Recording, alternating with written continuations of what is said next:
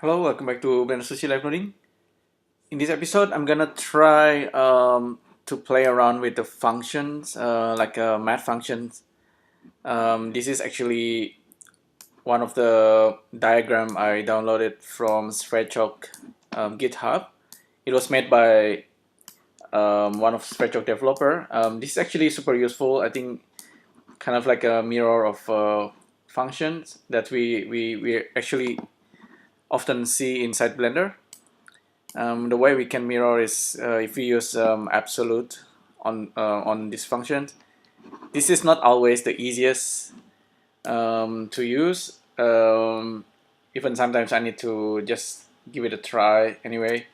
One of the example usage for this function is like to be able to create strokes in for grease pencil that's actually have like a kind of like in and out. So it makes the grease pencil a little bit more expressive instead of everything in like the same size. We have like a ease in and ease out, and with a like holding the value in between. So this is one of the example. So there's a lot of potential here. This is kind of the visualization of the function. But anyway, I think I will start from scratch. I'll delete everything, and I'll just make like a couple of grease pencil brush to start with, grease pencil strokes. I think at some point we will have like some kind of 3D brush for grease pencil. That will be really interesting. Currently, it's with Sverchok. I'm trying all kind of stuff with grease pencil, kind of exploring all kind of ideas. So grease pencil, we know we can use object selector and simply access the grease pencil data. Just grab one that's active. I'll save this real quick. This is the grease pencil easing. The next thing we want to do is to maybe use a UV connection. You can use a socket converter just in case to make it a little bit cleaner. Sometimes it just works without socket converter, so it's okay. Let's use a viewer draw and look at the result. We should see like these 4 edges because we have 4 different strokes. So that seems to be working correctly. Now we just need to use vector interpolation.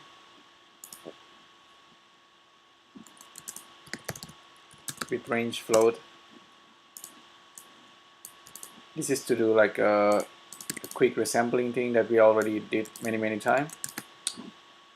I think at some point it would be nice to have like a proper resampling nodes in Sverchok instead of using vector interpolation all the time. Kind of like a way to resample strokes like long, whether it's long or short, it should always conform to the stroke length. So for example, the short one, we don't want too many points. We want like maybe like less points for the shorter one and more points for the longer one. So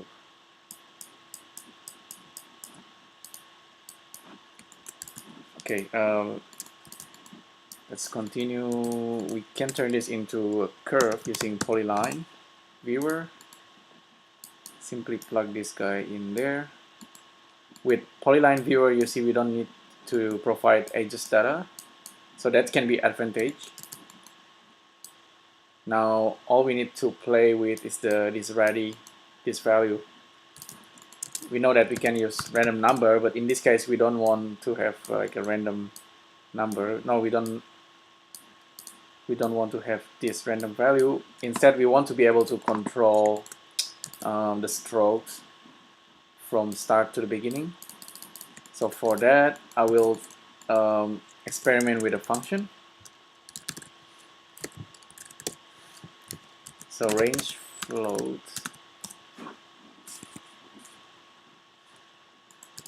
I'll start with range float. By default, we have range between 0 and 10 for a float number, and with step of 1, I'll just use a count. So 0 to 10, 10 values between 0 and 10, and we have these values. We can also make it between 0 and 1, and we can use that for the easing function. So we should have this exact drawing based on this value. We can also make it between -1 and 1, and this is gonna give us different graph, but this graph doesn't display the result, so we need to kind of draw it. Vector in. This is gonna be in the y-axis, and this guy in the x-axis. This frame. Okay, there you go. See, we can control. This is actually the function that's happening. We can change it to other. But I think what we really want is to make this, turn this into absolute value. So use math and absolute. Where is absolute? This guy doesn't seem to give a different result at the moment. So that's before. This is after. It's kind of like a mirror. So this is something that we can use for our curve.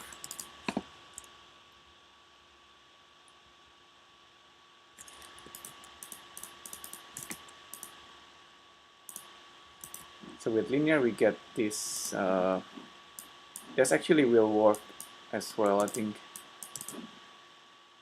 I might need to flip it.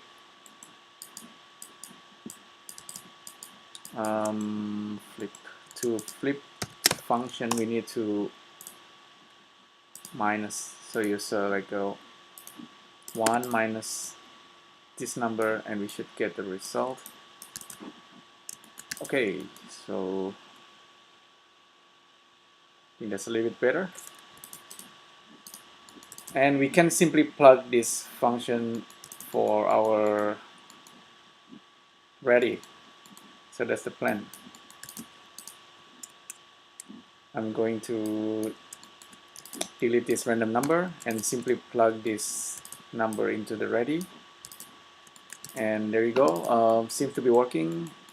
The resampling, this number here should match the number of points of the strokes.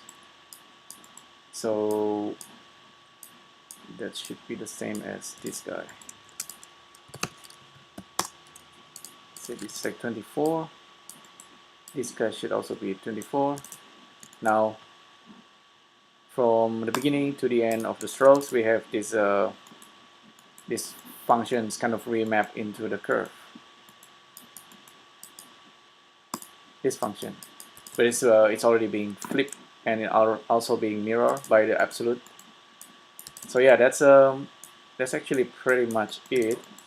You can play around with the functions, whether it's like a linear or all kind of functions that you can fit into the curve.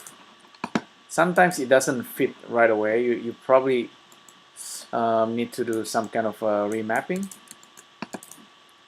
So you can always use map range here and then remap the value.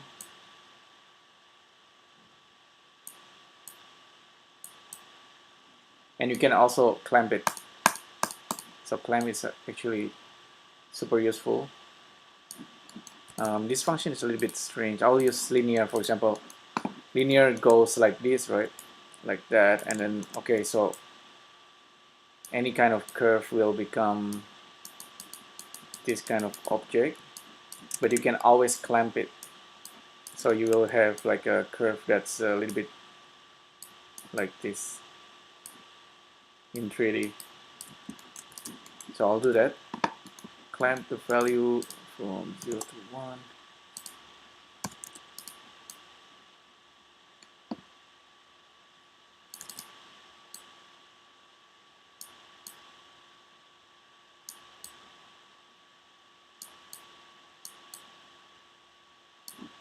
It's something like that. It's not too obvious, but I think the value is being clamped. So now if you're doing like writing like a test, how many stroke? 1, 2, 3, 4, 5, 6, you should get this result, like a little bit fat strokes. You can adjust it here. So there's some kind of variation, so which is nice.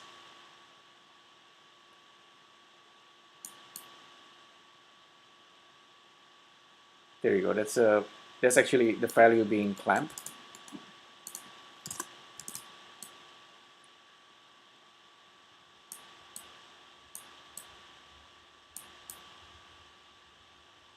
There you go. That's better. Try again. Blend.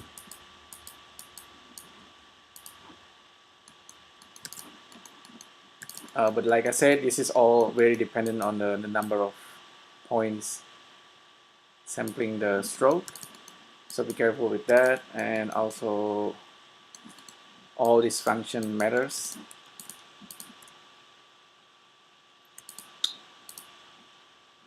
I think this one is actually pretty good.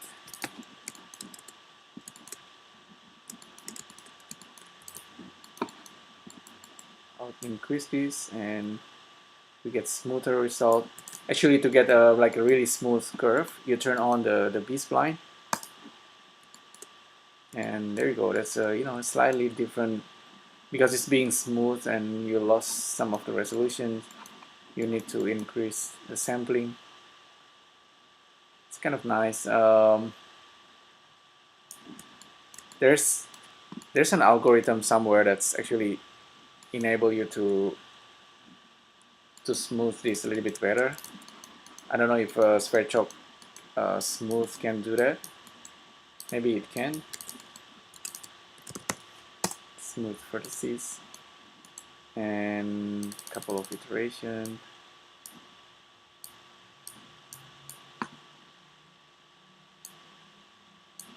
Laplacian on and off. Actually off. This doesn't seem to do too much. Oh, actually, I need to plug in the edges as well. So there you go. This one is doing a little bit smoothing on top of what we have. So that's very, very interesting. Maybe I need to turn on Laplacian. Smoothing, but doesn't lose the form. I don't know. Actually, this is not too bad. So it's like smoothing my stroke there. I'm using mouse. It's probably better if you're using like a proper graphic tablet stylus. So let's write Sverchok.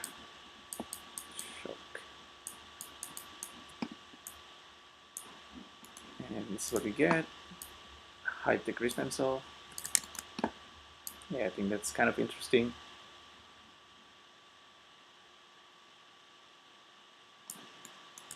Oh, we actually, did we lose this function thing? Let me check.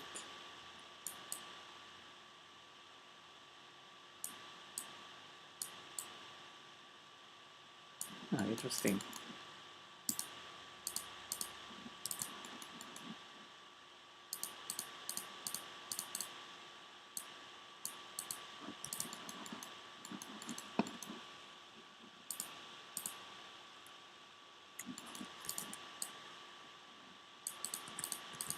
This one should be 1. Let me check.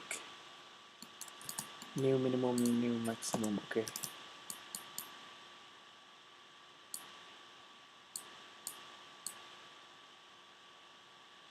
Okay, there you go. Now we are back.